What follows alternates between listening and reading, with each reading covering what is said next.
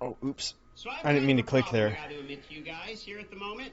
I first played the Druid. Okay, when I played the Druid, I'm like, okay, it's a slow start, Hmm. but you know, it feels good. Like No, it doesn't. Druid feels like absolute shit. It sucks. It's slow. Nothing about it is really good. I like the Druid.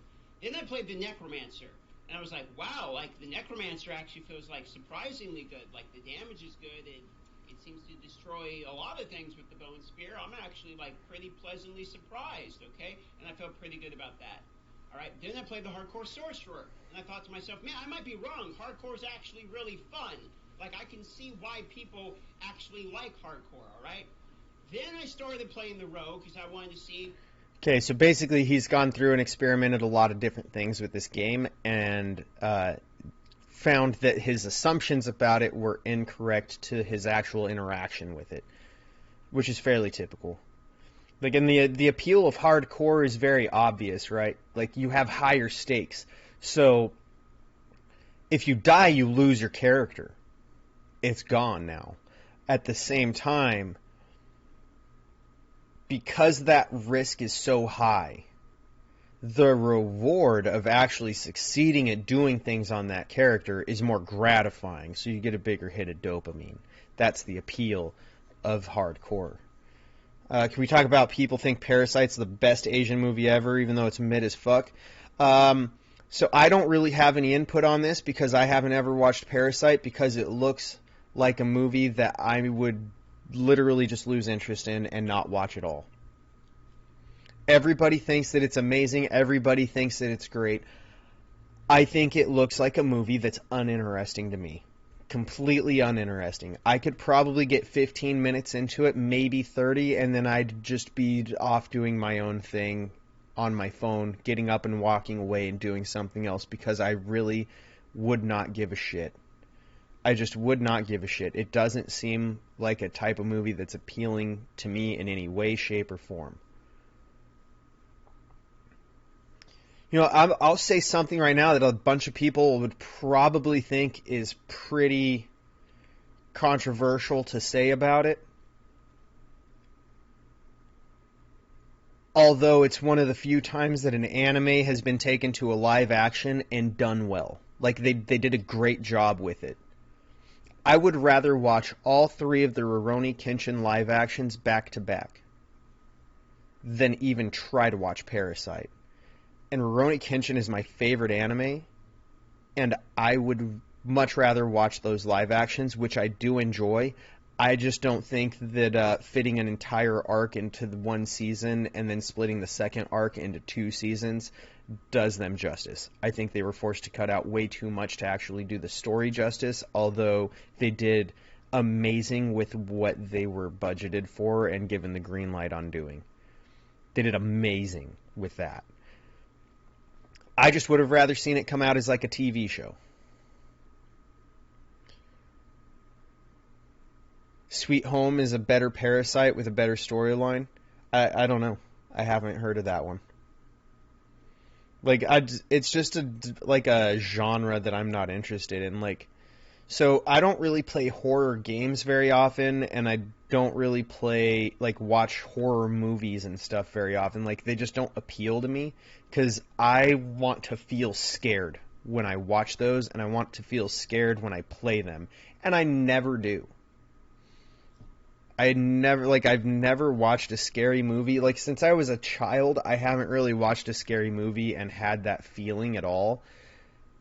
So I don't enjoy it. Just doesn't hit right for me at all. Parasites, there's no parasites. That's ridiculous. Oh, that is a strange anomaly to name your shit Parasite and have no parasites. A lot of my friends were playing a Rogue. I want to see, okay, what's the deal with the Rogue? Why is everyone and their mom playing a Rogue? And you know what I found out? It's because I rogues are the found shit. out that the Rogue is so mind-blowingly good in terms of how early it is that the damage actually good. It gets good. How quickly you can move around the map.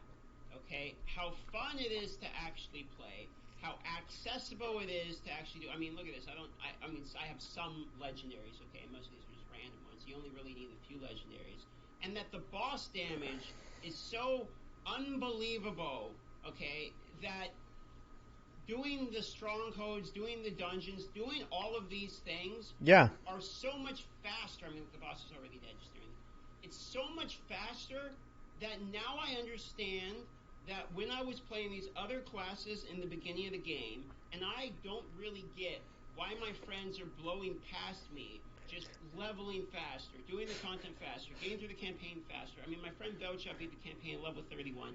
I wasn't getting. I'm sitting here with the druid just pounding my head against the brick wall that is progression of the druid. And that's why the druid sucks.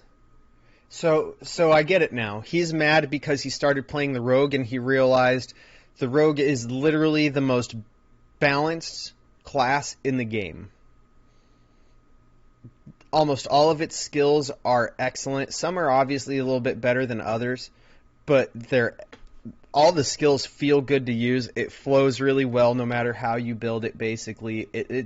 You can do ranged or melee. You can even hybrid between ranged and melee. I did that in the beta, and that worked out extremely well, even in comparison to this build, which is the actual, so the poison imbuement, he's got twisting blades, he's got dash, he's using the cloak, or the shroud, so that he's got more defense, which I don't take. I take Shadow Step, right, is what I prefer, and I'm not sure which one this is off the top of my head. I'd have to rewind further to see what's on cooldown, because I can't see the icon. But, I think I think it's an ultimate, and I didn't even use an ultimate on my rogue build, which is why he kills the boss so fast, is because the poisons the poison imbuement does more single target than the shadow imbuement, but the shadow imbuement does way more AoE damage. So mine's just kind of built out to be more well-rounded than what his is. But goes to my point. It is the most well-rounded, best balanced class in the game.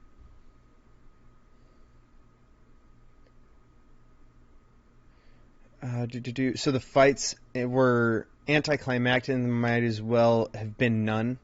And the bad guys just die so easy it's not even funny. Yeah. That would make something not fun. Very quickly, not fun to watch. At all. But I also prefer TV shows, because they can develop the characters and they can build up the villains, and then they can have an amazing fight that goes across several episodes, instead of you get a 10-minute fight that feels rushed because they only have an hour and a half to try and develop the entire story, all the characters, and build that climax. I'd prefer shows, personally. But I like the storytelling to TV shows and movies and games and stuff. So if it's done in a movie, you just have a shorter time frame to be able to do it. And it sometimes just falls short pretty hard.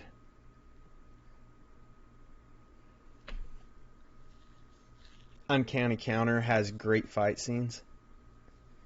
Interesting. And then I pick up the rogue, and due to the fact he's gonna be so mad about this, is so good early with the poison, I'm just shredding literally everything. And then I have the mobility on top of it, and the class is actually fun. I'll be honest, he's so mad. Stupid for playing the druid from the beginning. I'm not trying to say the rogue is OP, okay? Because I know there's. It's not. It's just the best balanced. It's fairly squishy. I know there's downsides to the rogue, okay? And to be honest, actually from the beginning, I tried the barrage instead. I was like, let me try the bow. I want to be the bow guy, so I did the Heart Seeker, and I kind of went through the barrage, etc. But even without me googling a build and then trying to min-max whatever, I just went and was like, okay, well now let me try the daggers. I know Twisting Blades are pretty good. So my buddy Belchop play this next to me, picked up that, added in the poison, added in the obvious passives. I'm sure I got tons of this wrong. I think people use Shadow Step. I'm using Dash or whatever. But it almost didn't matter. All I needed was the combination of basically... When we start playing, the possibility... Yeah, he's just going through what I said. It's just so well rounded that it doesn't really matter what you pick. It's just well done. It's the class that is the most well rounded, the best balanced, and that's why he was able to just pick it up, plug in some skills, go, and be effective. It's the best design class. I might have to check that one out since it's on Netflix. Well, maybe it's on Netflix. I don't know if it's on Netflix here. Because Netflix has certain things that you can't get in the US, but you get in other places, and vice versa. I don't know why it's that way, but it is, and it's very strange. It's extremely strange. I have no idea why it works that way. Poison imbuement. I needed a combination of twisting blades that orbits me. And then I needed a little bit of lucky hit chance. Shadow step for the boss. That's all I really needed. That's about it. And there's this combo that when you have a pool of toxicness below you, you can continue to reapply your poisons over and over and over again. So you can spam your poisons, which does the damage over time. Then you do the inner sight, which will give you unlimited energy.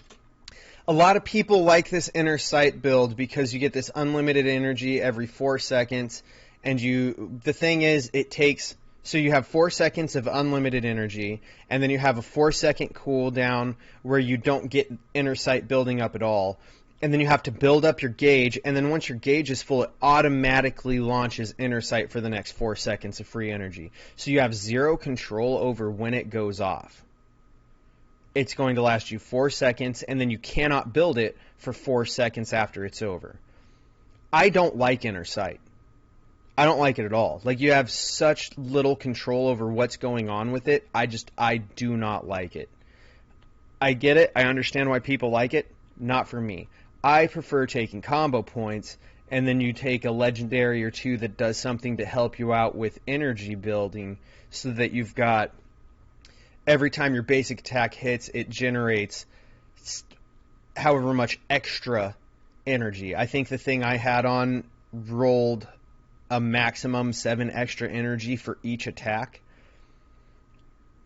And then you can, there's some other legendaries you can get that also improve your energy regen and make it so that you're using your builder to build up some energy once in a while, but it's not really all that necessary, aside from the fact that if you're doing what is it? I think puncture is the name of it, where you throw 3 blades, is you want to use it anyways because it's how you maintain vulnerability on everything.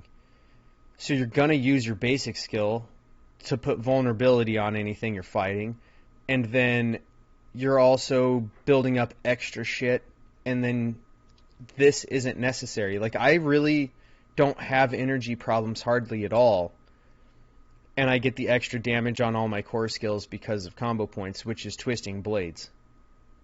And I find that to be much more gratifying than inner sight. Yes, I do. I live in the U.S. G, okay, for 4 seconds. So you can spam non-stop poison imbuement with non-stop twisting blades, and you just get this effect of just constantly just draining the damage just ridiculously fast. Here, I'll demonstrate it on the world boss. Alright, here we go, world boss. Yeah, the world boss, because the world boss it works out well on, because it's not going to be dead by the time you build up your gauge, which is right here, where my cursor's at. So you've got the health bar here on the left, the red circle, the purple circle is your energy, and the symbol on the bottom right with the eye in it, you have to fill that diamond all the way to the top, and once it hits the top, that's when your inner sight starts, because that's your inner sight gauge. And it's going to drain all the way down in 4 seconds and stay empty for 4 seconds, and then it builds up again. And it's not going to be awesome.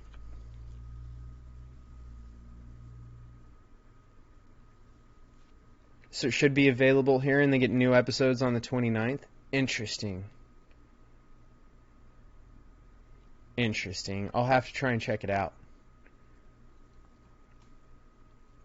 But, yeah. Things like this boss, like the world boss, inner sight works because the boss is up when it goes off. It's not going to go off as like the mobs you're fighting die. Like you go into a fight and it goes off, and then all of a sudden you pull in a pack of elites and you're waiting for it to be available to even charge again. It's just, I don't like how uncontrolled that is. So effectively what I'm going to do is going to get Mark. We're going to try to get the infinite energy. We're going to use poison, okay? So here we go. We got poison going. Now the twirling of the blade goes on around us, and we can keep doing more poisons because of the poison pool. And now we have infinite energy, right? So what we're going to do is shadow clone. And now it's gone. Spam the energy when we get the infinite energy, and then we keep spamming the poison imbue. See, and now he's having an energy struggle because he's constantly trying to build up free energy so that he can spam stuff, and then he's got this burn window. Whereas with the combo point build, it's literally just 3 basic attacks, hit your finisher, and go. And it dips down to about here, and then when you hit a burn phase where you're just hitting all your abilities trying to kill it, you'll come down to here, but you fill up really fast with how I built it out. I prefer it way more. And the damage? Other people just want to do nothing, but here's here's like twisting blades, and nothing else. Which it works out if you can maintain high energy all the time, but when you can't, then what do you do? And not to mention, you need to be throwing out your basic skill anyways to maintain vulnerability. So why dance around it if you can just have vulnerability all the time and manage to have a much harder hitting attack? And I constantly have the blades swirling around my character because of the same legendary that he has every time my twisting blades comes back as well. And it's up almost all the time. The energy when we get the infinite energy, and then we keep spamming the poison imbue, and the damage is just really, really, really good.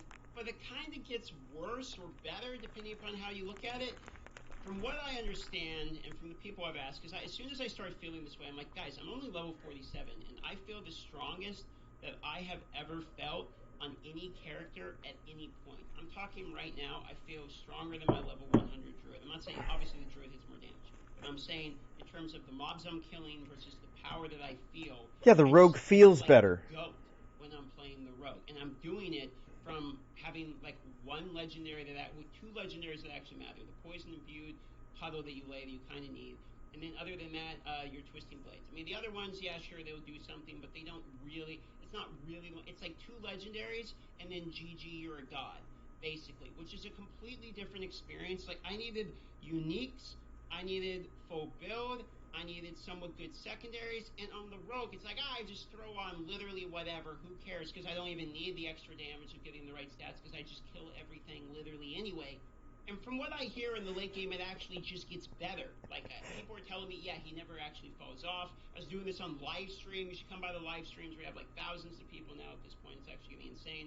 And it's just super fun, okay? I came into this with a very fresh perspective. I saw my friends playing it, but I didn't go watch a bunch of builds. I was just like, let me just see what the rogue's like. I started with the bow, and I was like, okay, barrage feels kind of okay, Heartseeker kind of whatever, you know? And then I'm like, let me see this twisting blades thing that I know has been nerfed a million times that everyone's talking about. And it just felt so good that I was just like, when the sun goes down, the fun to... Yeah, the rogue just feels the best because of how well they built it. Damn it! So I have really 2 points in this video. One is, if you want to play the rogue, because the rogue is super fun. Like, it's super fun, the twisting blades feel super good, I feel like I'm going through the content the quickest out of any of the classes I've ever played, and it actually feels ridiculous. And number 2 is, I have now changed my mind. I no longer believe that after I've played, all the classes except Barbarian now, to about 50, and at that point, I've now experienced, there is a giant gap in the early game.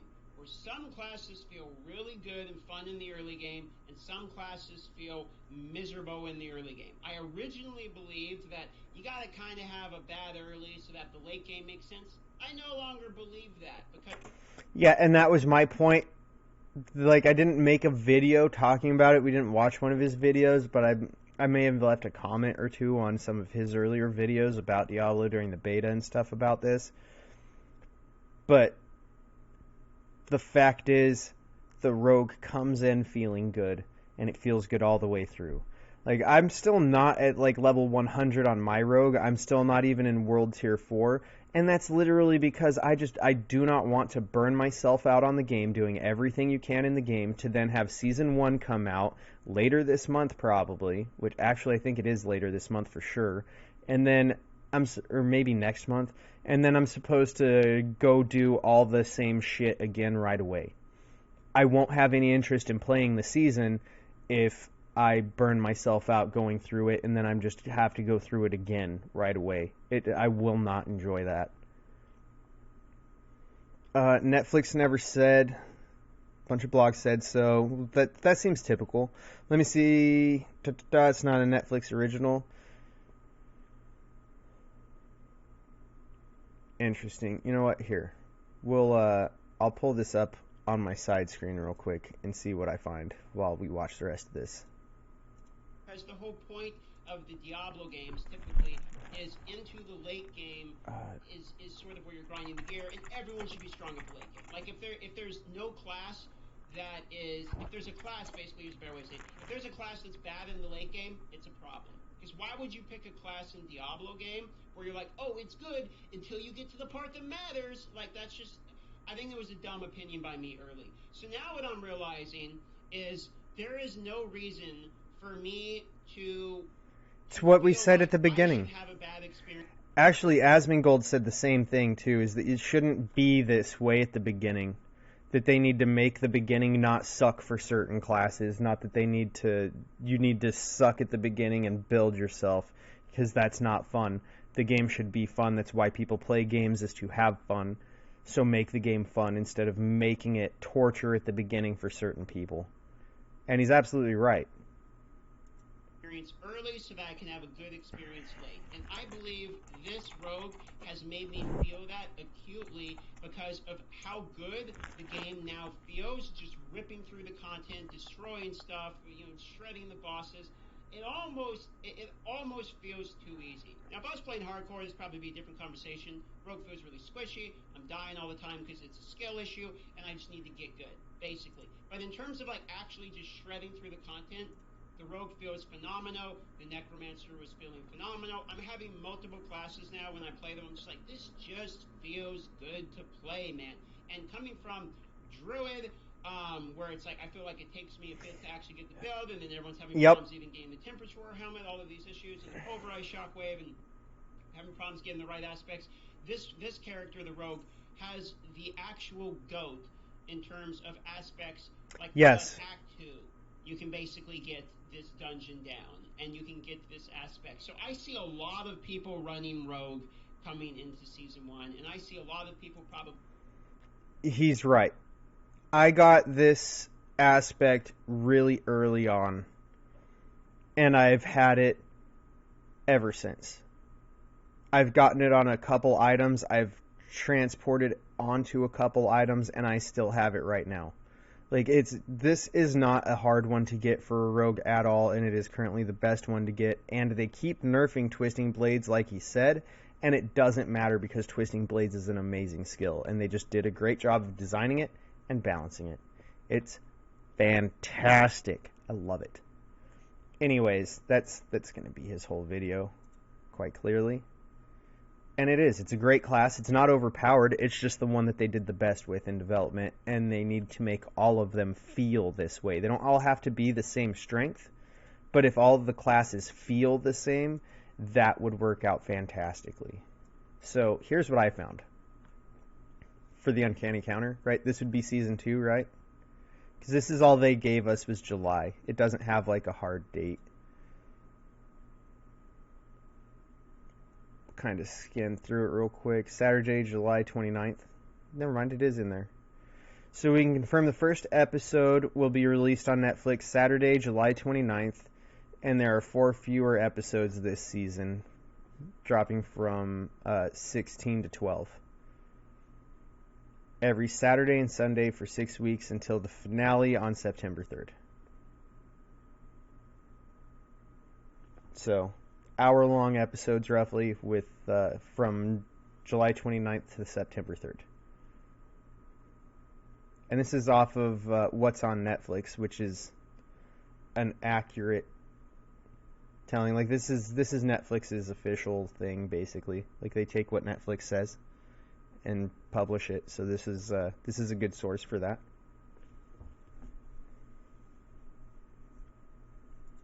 So yeah, you're going to be able to get your Uncanny Counter on the 29th like you thought, and it'll be right there for you.